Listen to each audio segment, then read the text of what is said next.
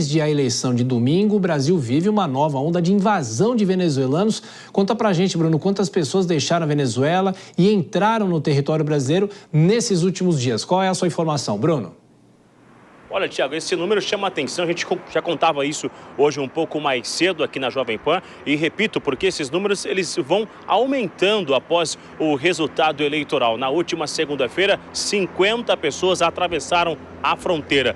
Na sequência, no outro dia, já deu um salto para 82, chegou a 103 e ontem, na quinta-feira, chegando a 184. Então, essa contabilização, até hoje, durante o dia, é em 419. Esse número de hoje, dessa sexta-feira, será divulgado amanhã, no sábado, e a expectativa é que possa aumentar. De que forma que esses números estão sendo computados? Justamente com aquela operação do governo federal, Operação Acolhida, que iniciou lá em 2018. E são homens do Exército, os militares que ficam nesta região de fronteira, e aí essa contabilização está sendo feita. Diante de um aumento, na verdade, de pessoas vindo da Venezuela, aumentou inclusive o efetivo que foi enviado para essa região, atuando em duas linhas, realmente reforçando a segurança e checando essas informações. Então, a informação atualizada iniciou lá na segunda-feira, horas após o resultado eleitoral, com 50 pessoas, e chegamos ontem, na quinta-feira, ao dia 184. A expectativa entre as Forças Armadas é que esse número aumente nos próximos dias, inclusive no final de semana. Tiago. Sem dúvida, está nos acompanhando com o Bruno Pinheiro e toda a nossa equipe de Brasília. Até mais tarde. Bom, o professor Marcos Vinícius de Freitas, antes da pergunta do Favalli, acho que é importante o senhor comentar essa informação, ou seja, podemos ter um efeito ainda maior nos próximos dias, o que outras vezes nós já vimos naquela fronteira, né, professor? Se você tem um problema assim, Tiago, é normal que haja um movimento migratório grande. Quando você olha para os países europeus ali, na Síria, a situação doméstica faz com que a população migre na busca de melhores condições de vida. A gente sabe que uma parte desses venezuelanos que vêm para o Brasil, alguns ficarão aqui, outros buscarão em outros lugares, como Estados Unidos, justamente porque, em razão das condições econômicas, mas é uma realidade e o problema migratório é o que mais cresce no mundo. As Nações Unidas têm falado muito a respeito dessa questão da migração, por causa justamente da situação econômica da Venezuela, que apesar de ser um país rico em petróleo, vem aí numa situação constante de deterioração econômica já faz mais de 2 décadas. Então, infelizmente, o Brasil, também por equívocos da sua política externa no passado, tem contribuído efetivamente para que essa situação não melhore também. Favalli? Professor Marcos, sempre um prazer conversar com o senhor.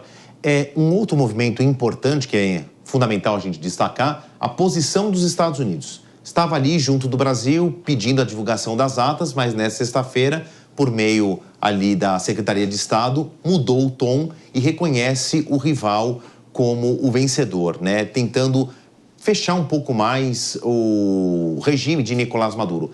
E é claro que é impossível a gente não fazer uma associação com um clima de eleição nos Estados Unidos também. Tá certo que os Estados Unidos não olham muito aqui para o Cone Sul, para a América Latina, em especial para o Brasil.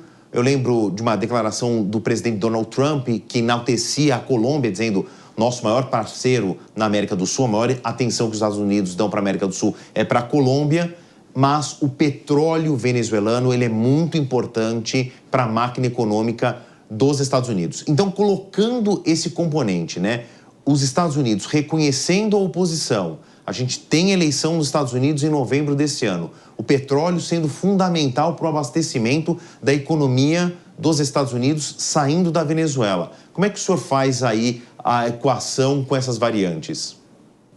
Leve em consideração 3 aspectos importantes, Favalli. Primeiro que o presidente Joe Biden já é um pato branco, não é? Se você pensar, depois que ele anunciou que ele não competiria, não concorreria à reeleição, de alguma forma todo mundo passa a olhar a ele como o presidente de um só mandato, com poucos meses ainda à frente do governo. Isso transforma num pato manco em que qualquer medida que ele vier a tomar efetivamente passa por essa situação difícil, porque até o pleito ser definido entre Donald Trump e Kamala Harris, Biden perde muito do seu poder.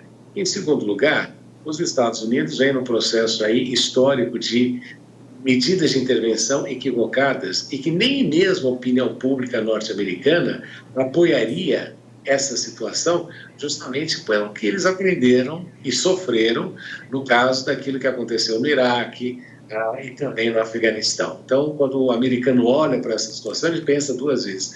Em terceiro lugar, e aqui é fundamental da gente lembrar também, dentro do contexto regional, não seria muito interessante que os Estados Unidos viessem a intervir, né? Os próprios países da região temeriam aí que isso pudesse se repetir em outras situações, com os Estados Unidos presentes. Então, essas três coisas fazem com que a gente olhe para a bravata de Biden, que leve em consideração o cenário eleitoral norte-americano, mas que efetivamente não tem aí um poder de alteração muito grande. E a gente sabe, e aqui a última coisa que eu queria falar rapidamente, é justamente sobre aquela duplicidade de valores, né? Porque, se você recordar, o governo Biden era extremamente contrário à Venezuela, até que começou a ter a necessidade de importação de petróleo mais barato e aí até considerou a eliminação das sanções que haviam sido impostas. Então, você vê que este problema de narrativa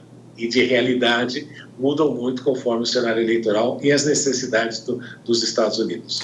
Professor Marcos Vinícius de Freitas, de Relações Internacionais, como sempre, muito obrigado pela gentileza. Eu já faço um convite, né, Favalli? Em 10 segundinhos, o professor estará conosco no fim de semana no Jovem Pan Internacional, é isso? Bom, vou pegar a linha do que o Berrage falava. O professor Marcos Vinícius, que está aqui na tela, volta a conversar com a gente no Jovem Pan Internacional, que vai ao ar amanhã em 2 horários, 3h30 da tarde e 21 horas, depois do Jornal Jovem Pan. A gente vai tratar muito de Venezuela, estendendo aí esse papo que a gente já teve com ele nessa sexta-feira. Convido, então, todo mundo a assistir e o professor Marcos também, claro. Perfeito. Valeu, professor. Valeu, Favalli.